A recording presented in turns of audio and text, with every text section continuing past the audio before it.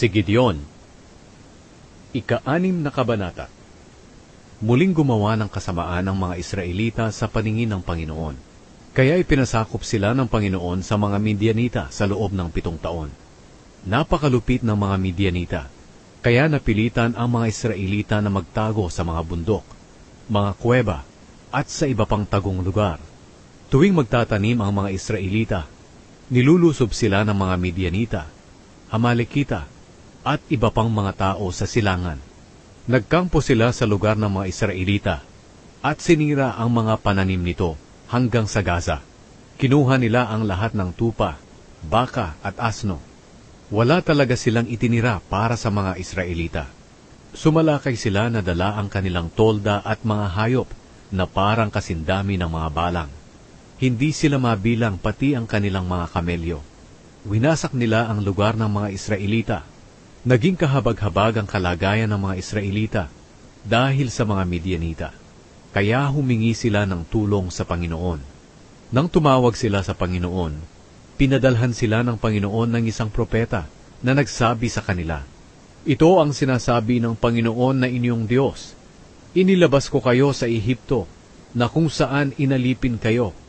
Iniligtas ko kayo sa mga Ehipsyo at sa lahat ng umaapi sa inyo.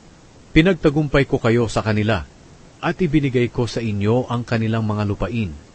Sinabi ko sa inyo, ako ang Panginoon na inyong Diyos, at hindi nyo dapat sambahin ang mga Diyos ng mga Amoreo, kung saan kayo nakatira ngayon. Pero hindi kayo nakinig sa akin." Pagkatapos, dumating ang anghel ng Panginoon sa Ofra. Naupo siya sa ilalim ng puno ng terebinto na pag-aari ni Joash, na mula sa angkan ni Abiezer. Si Gideon na anak ni Joash ay naggigiik noon ng trigo sa ilalim ng pisaan ng ubas, para hindi makita ng mga Midianita ang trigo. Nagpakita sa kanya ang anghel ng Panginoon at sinabi, "Ikaw magiting na sundalo, ang Panginoon ay sumasa iyo." Sumagot si Gideon, "Kung sumasa amin nga ang Panginoon, bakit ganito ang kalagayan namin? Bakit hindi na siya gumagawa ng mga himala, gaya ng ginawa niya noon, nang inilabas niya sa Ehipto ang aming mga ninuno, ayon na rin sa mga kwento nila sa amin? At ngayon pinabayaan na kami ng Panginoon, at ipinaubaya sa mga Midianita." Sinabi ng Panginoon kay Gideon, "Humayo ka at gamitin ang buong lakas mo sa pagliligtas sa Israel mula sa mga Midianita. Ako ang nagsusugo sa iyo." Sumagot si Gideon, "Pero paano ko po maililigtas ang Israel? Ang pamilya po namin ang pinakamahina sa lahi ni Manase, at ako naman po ang pinakaaba sa pamilya namin." Sumagot ang Panginoon, "Tutulungan kita at lilipulin mo ang mga Midianita, na parang nakikipaglaban ka lang sa isang tao." Sinabi ni Gideon, "Kung nalulugod po kayo sa akin, Panginoon, bigyan niyo po ako ng palatandaan na kayo talaga ang nag-uutos sa akin. Huwag po muna kayong umalis, dahil kukuha ako ng ihahandog ko sa inyo." Sumagot ang Panginoon, "Hihintayin kita." Umuwi si Gideon at nagluto ng isang batang kambing, at gumawa siya ng tinapay na walang pampaalsa, gamit ang kalahating sako ng harina. Pagkatapos, inilagay niya ang karne sa basket at ang sabaw nito sa kaldero, at dinala niya ang pagkain sa anghel doon sa puno ng terebinto.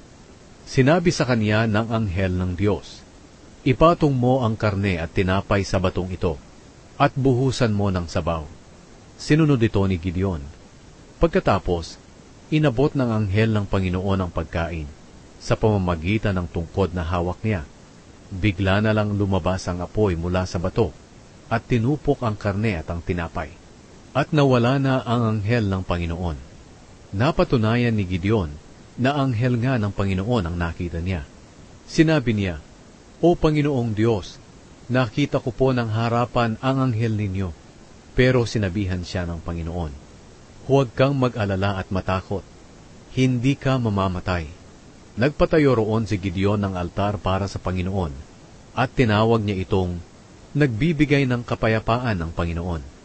Hanggang ngayon naroon pa rin iyon sa Ofra, sa lugar ng mga angkan ni Abiezer. Nang gabi ring iyon, sinabi ng Panginoon kay Gideon, "Kunin mo ang pangalawa sa pinakamagandang toro ng iyong ama, iyong 7 taong gulang na, Pagkatapos gibain mo ang altar para kay Baal na ipinatayo ng iyong ama, at gibain mo rin ang posteng simbolo ng diyosang si Asyera na nasa tabi ng altar nito. Pagkatapos magpatayo ka ng tamang altar para sa akin, ang Panginoon na iyong Diyos, sa ibabaw ng bundok na ito. Pagkatapos ialay mo sa akin ang baka bilang handog na sinusunog, at gamitin mong panggatong ang pinutol mong poste ni Asyera. Kaya isinama ni Gideon ang 10 niyang utusan, at ginawa niya ang iniutos sa kanya ng Panginoon. Pero ginawa niya ito ng gabi, dahil natatakot siya sa pamilya niya at sa kanyang mga kababayan. Kinaumagahan, nakita ng mga tao na gibana ang altar para kay Baal, at putol-putol na ang poste ni Asyera, at ito ang pinanggatong sa baka na inihandog sa bagong altar. Tinanong nila ang isa't isa kung sino ang gumawa noon. Inusisa nila ito, at nalamang si Gideon na anak ni Joash ang gumawa nito. Kaya't sinabihan nila si Joash, "Palabasin mo rito ang anak mo. Dapat siyang patayin, dahil giniba niya ang altar para kay Baal, at pinagputol-putol ang poste ni Asyera sa tabi nito." Sumagot si Joash sa mga taong galit na nakapaligid sa kanya, "Nakikipagtalo ba kayo sa akin para kay Baal? Ipinagtatanggol niyo ba siya? Ang nagtatanggol sa kanya ang dapat patayin sa umagang ito. Kung si Baal ay totoong Diyos, maipagtatanggol niya ang sarili niya sa gumiba ng altar niya."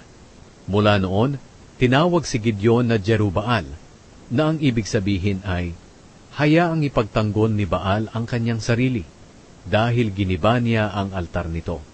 Ngayon, nagkaisa ang mga Midianita, Amalekita, at iba pang mga tao sa silangan sa paglaban sa Israel.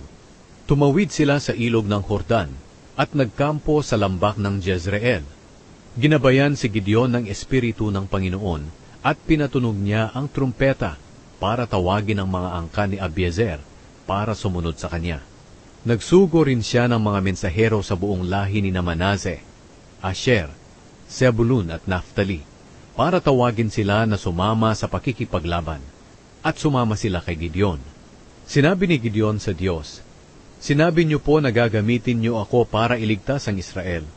Ngayon, maglalagay po ako ng balahibo ng tupa sa lupang ginigiikan namin ng trigo. Kung mabasa po ito ng hamog kahit tuyo ang lupa, malalaman ko po na ako nga ang gagamitin niyo para iligtas ang Israel ayon sa sinabi ninyo." At ganoon nga ang nangyari. Nang sumunod na araw, maagang gumising si Gideon at kinuha ang balahibo ng tupa at piniga, at napuno ng tubig ang isang mangkok. Pagkatapos sinabi ni Gideon sa Diyos, "Huwag po kayong magalit sa akin. May isa na lang po akong kahilingan sa inyo. Nais ko po ng isa pang pagsubok para sa balahibo ng tupa. Gusto ko po sanang mabasa ng hamog ang lupa, pero manatiling tuyo ang balahibo ng tupa." Kinagabihan, ginawa nga ito ng Diyos. Tuyo ang balahibo ng tupa, pero basa naman ng hamog ang lupa sa paligid nito.